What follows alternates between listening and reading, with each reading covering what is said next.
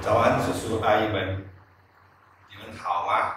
很高兴今天又可以跟你们聚在一起，一起来敬拜赞美主。让我们以悲心，让我们来做个祷告。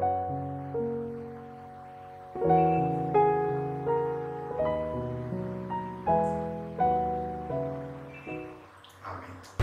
首先，让我们来唱诗《嘉陵颂》。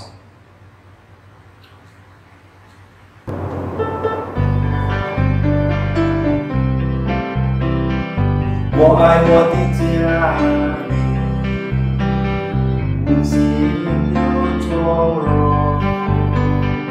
它是那晚霞的花，它是那陈年的酒，它是那永恒的爱，住在其中。多少次爱。家里，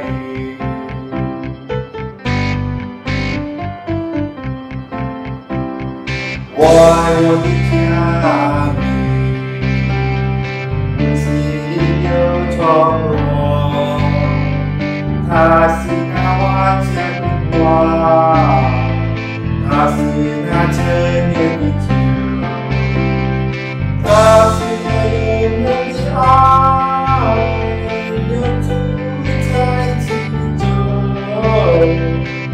多少次爱不出你的家里。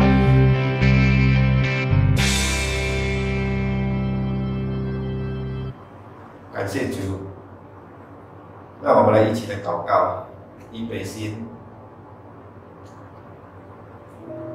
我们在天上的阿爸父，我们满心感谢你。今天你让我们有时间来聚集在一起，让我们来唱诗、赞美、来荣耀。我们还要听你的神话，让你打开我们的心窍，让我们是耳朵能听你的话语，使我们的心能收藏你的话语，然后在我们生活上，我们可以行走出来。感谢你一直保守我们。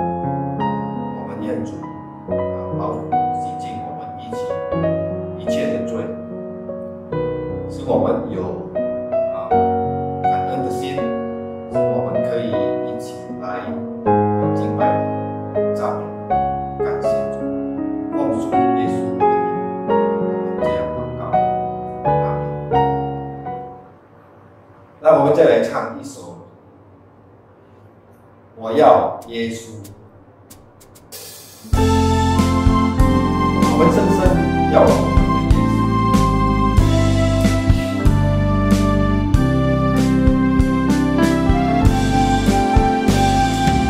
我深知道，我自己要耶稣，在所有事，能有像我主。我是欢乐，因我得到耶稣，不有人能阻止我要耶稣，我要耶稣，我要耶稣。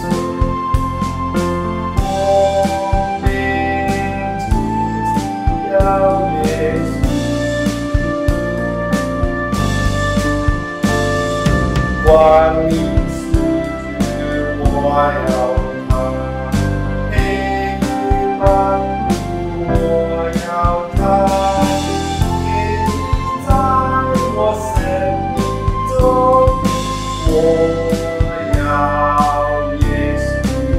我们真的要耶稣，无论什么时候，我们都要耶稣。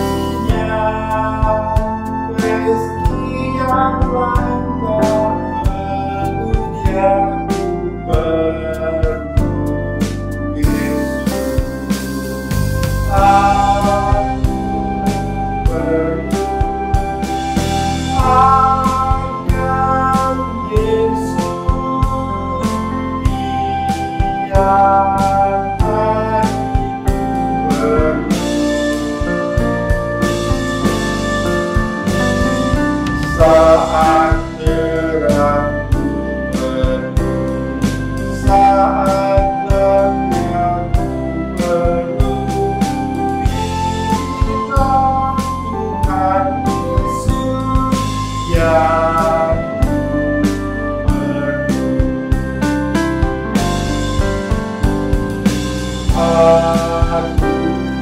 penuh hanya Yesus yang penuh.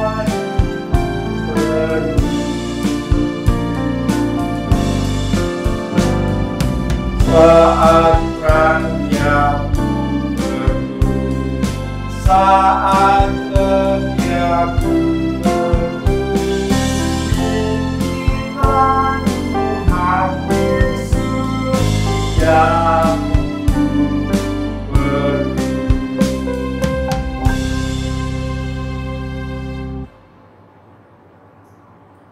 terima kasih Tuhan, setiap saat kita memerlukan Yesus，每时刻我们都需要我们的耶稣，无论我们欢乐，无论我们困苦，无论什么时候，我们都需要我们的耶稣，我们需要我们的耶稣带领我们。现在我们要进入正道的时间，我们把时间交给Evangelist Desi来正道。Selamat siang, harapan Ibu Bapak sekalian yakin bahwa Tuhan sekali-kali tidak pernah meninggalkan kita, karena Dialah adalah Tuhan kita yang maha setia. Mari kita berdoa sebelum kita sama-sama belajar kebenaran firman Tuhan. Mari kita berdoa. Bapa di dalam surga, kami datang kepadamu. Kami butuh sekali pengajaran firman Tuhan, supaya kami jangan tersesat ya Tuhan.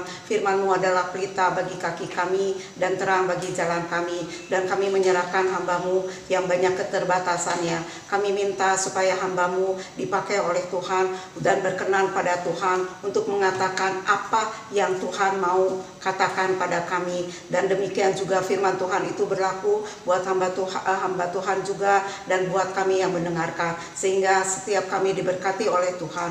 Tuhan, biarlah waktu ini adalah waktu di mana Roh Tuhan bisa bekerja dengan leluasa. Pimpin ya Tuhan, waktu kami duduk di kaki-Mu mendengarkan firman Tuhan. Dengarkan Tuhan doa kami. Di dalam nama Tuhan Yesus kami telah berdoa. Amin. Saya akan membacakan 2 Timotius 3 ayat 1.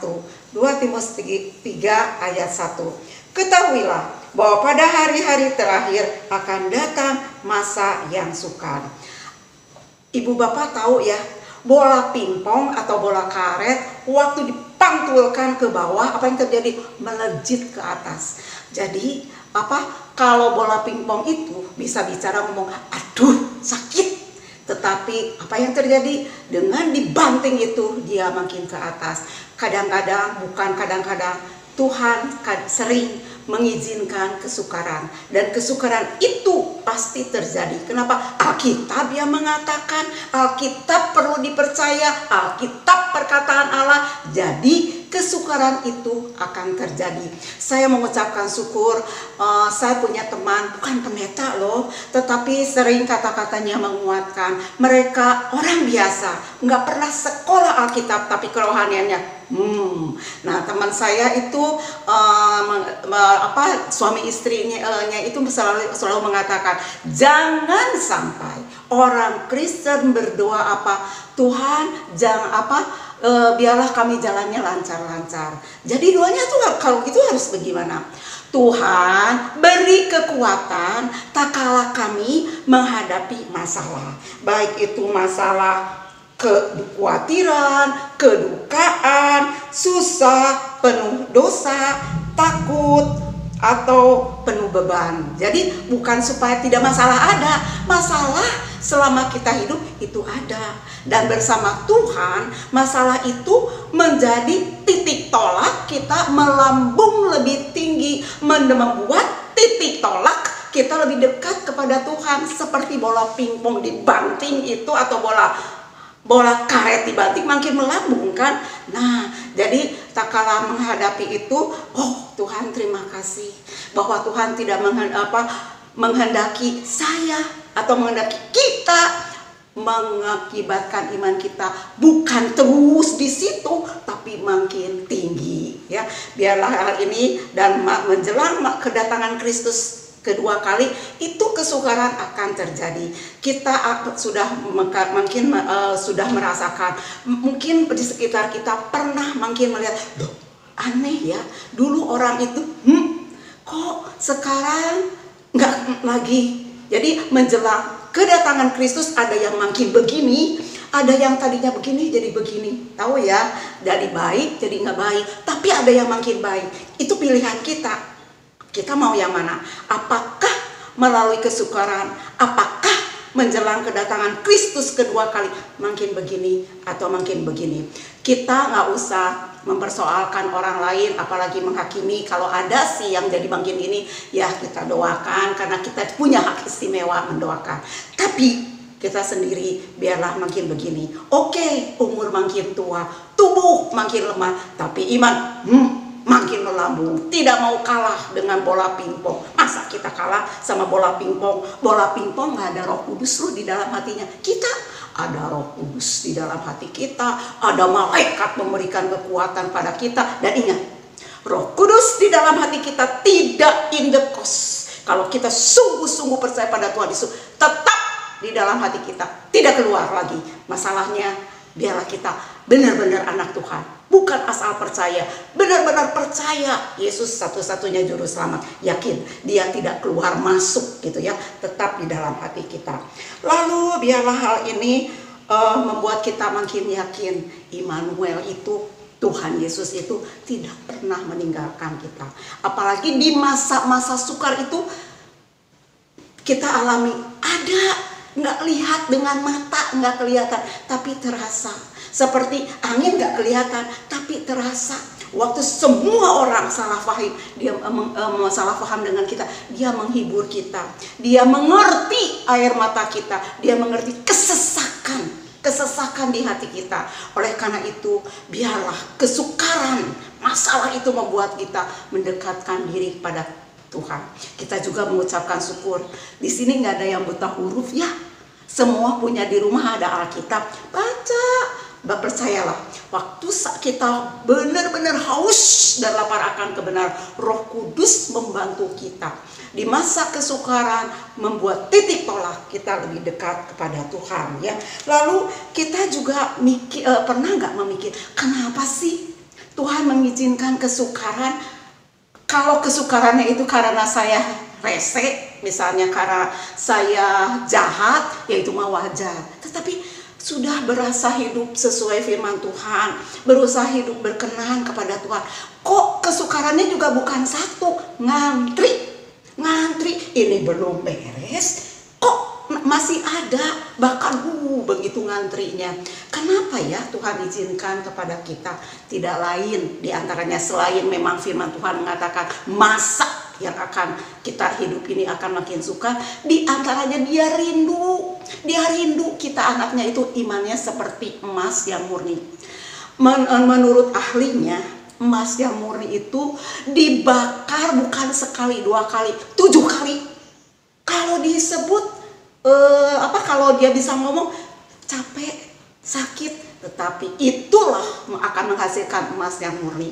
Emas yang murni itu katanya, karena belum saya lihat emas yang murni, tapi dapat tahu dari orang yang bisa dipercaya, emas yang murni itu kita itu bisa seperti cermin, kita itu bisa ngaca di emas yang murni, berarti begitu mengkilau. Nah, mau nggak iman kita itu memancarkan kemuliaan Tuhan bagaikan emas yang murni? Harapan Tuhan begitu. Jadi biarlah di dalam kesukaran doa kita berubah ya. Jangan Tuhan jalan hidupku lancar-lancar aja. Emang ada janji Tuhan? Setahu saya ya baca Alkitab dari Kejadian sampai Wahyu, nggak ada tuh janji Tuhan bahwa kalau kita percaya Tuhan Yesus jalan lancar. Enggak. Yang Tuhan janjikan, aku sekali-kali tidak pernah meninggalkan engkau. Berarti janji Tuhan di semua janji yang 30.000 lebih itu intinya diantaranya penyertaan Tuhan, kekuatan, penghiburan dan jalan keluar. Semua saya yakin ibu bapak sekalian pernah mengalami betapa itu makin lama Tuhan memberikan kekuatan pada kita, ya, memberikan kekuatan kepada kita walaupun banyak kesukaran, tetapi tujuannya tidak lain supaya kita menjadi emas yang murni. Apakah ada di sini yang mau imannya seperti jerami? Nggak ada, ya. Mari kita semua menuju itu. Bersama Tuhan mampu kok kita menjadi emas yang murni, ya. Bersama Tuhan, jangan dengan kekuatan sendiri. Dengan kekuatan sendiri, siapa kita? Gampang jatuh di dalam dosa. Ya, karena kita orang berdosa, keturunan orang berdosa. Tetapi bersama Tuhan mampu, karena Tuhan menopang kita dan tidak akan memalukan anak-anaknya. Ya, kita sekali-sekali jatuh, tetapi waktu kita jatuh Dia tidak tinggalkan, mengangkat kita ke tempat yang lebih tinggi lagi. Ya, karena Tuhan kita sangat baik dan ngerti jatuhnya kita itu kalau sungguh kita anaknya bukan sengaja. Kelelahan, kelemahan, tapi Dia mengerti ini dosa yang gak sengaja. Tetapi maaf ya, kalau kita sebagai mengaku-ngaku nih, maaf anak Tuhan, tapi selalu berdosa sengaja, maaf, saya yakin itu orang itu belum anak Tuhan. Maaf, bukan menghakimi, tetapi kebenaran firman Tuhan beberapa bagian menyatakan demikian, ya. Tapi kalau anak Tuhan biasanya berdosanya nggak sengaja, ya. Lalu biarlah jadi kalau begitu sikap kita di dalam sisa hidup kita ini, mari kita datang pada Tuhan. Tuhan, tolong, saya ini lemah, kami ini lemah. Biarlah kami dan anak-anak Tuhan yang lain, besar keluarga inti dan keluarga besar, hidup berkenan pada Tuhan. Hidup berkenan pada Tuhan tidak mudah mengeluh. Tidak mudah mengeluh. Di dalam kesukaran, tahu bahwa Tuhan tetap setia. Lalu biarlah hal ini mendorong pada kita tidak takut kesukaran, tapi jangan sengaja mencari kesukaran. Ya, Tuhan tidak mengizinkan akan hal itu tidak bijaksana. Jadi kalau misalnya di situ di dekat kita ada orang sakit COVID, lalu kita, iman saya mah kuat, tebal, dari kecil nggak pernah absen ibadah pribadi, baca Alkitab, berdoa tiap hari, sekian jam dari kecil pasti imannya. Lalu kita, datang ke rumah orang yang sakit COVID, lalu berdoa tanpa alat dan sebagainya. Jangan membawa kita ke dalam pencobaan. Biarlah kita bijaksana dalam hal ini. Biarlah kita makin yakin orang Kristen, kita sebagai orang Kristen tidak takut kesukaran. Kita tahu bahwa Tuhan Yesus menyertai kita. Biarlah hal ini mendorong kepada kita. Kesukaran apapun, saya tidak takut. Bukan saya hebat, tetapi beserta Tuhan saya hebat, beserta Tuhan saya menang, beserta Tuhan saya jadi berkat bagi orang yang susah. Walaupun tidak bisa pergi ke orang itu, tapi tahu di situ ada orang sukar yang sedang susah, ada sedang bermasalah, cepat-cepat berdoa. Gunakan hak istimewa kita berdoa, ya. Setiap saat kita berdoa. Mari kita berdoa bersama-sama. Bapa di dalam surga, kami berdoa buat semua anak-anak Tuhan di seluruh muka bumi, termasuk yang di Komisi Usia Indah, supaya Tuhan masa tuanya bukan masa sering mengomel, tetapi masa makin digunakan banyak berdoa. Apalagi sudah tahu di firman Tuhan mengatakan masa hidup orang-orang di dunia akan makin sukar, termasuk anak-anak Tuhan.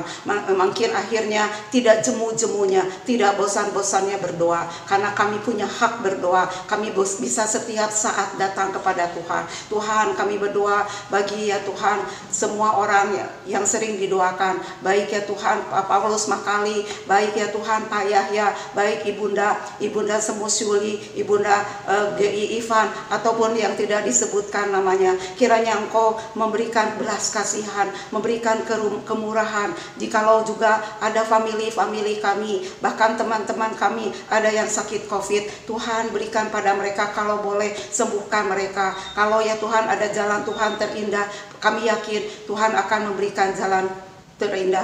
Tuhan, kami berdoa bagi sisa hidup kami. Biarlah sisa hidup kami adalah dipakai oleh Tuhan. Waktu kami jarang pergi-pergian, membuat kami kesempatan. Bagi kami yang masih bisa membaca, kami mau membaca Alkitab. Bukan supaya kami sombong rohani, tetapi supaya kami menjadi gaya hidup kami. Dan kelak akan menjadi gaya hidup orang di sekitar kami. Dan kami juga mau menyerahkan sisa hidup kepada kami. Tuhan, jikalau di antara kami ada yang kesulitan dalam ekonomi, anak cucunya atau keluarga inti dan keluarga besarnya, kiranya Tuhan juga membuka jalan, karena Engkau adalah sumber berkat. Tuhan, tolonglah sisa hidup kami makin mendekatkan diri pada Tuhan, dan tolonglah iman kami tidak mandek tetapi bertumbuh. Tuhan, kami tidak mau kalah dengan bola pingpong atau bola karet itu. Dengarkan Tuhan doa kami. Di dalam nama Tuhan Yesus kami telah berdoa. Amin. Selamat makin kita jadi berkat ya di hari tua kita. Amin. 感谢伊布雷西帮我们传扬了神的信息，希望他的神话一直留在我们的心里，使我们能行出来。那我们再唱一首歌。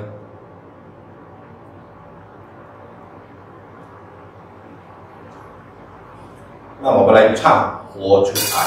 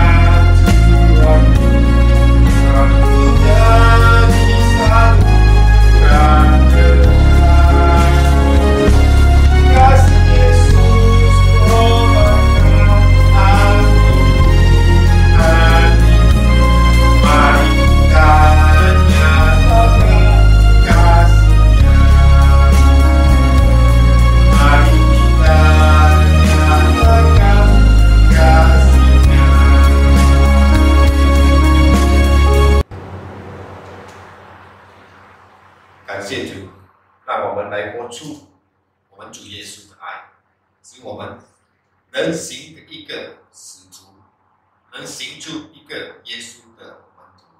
感谢主，让我们来念主祷文。我们在天上的父，愿人都称你的名为圣，愿你的国降临，愿你的旨意行在地上，如同行在天上。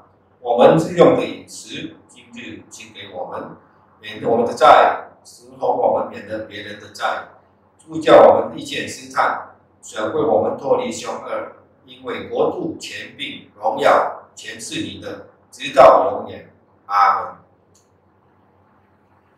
我们的敬拜就到此，下次敬拜再见。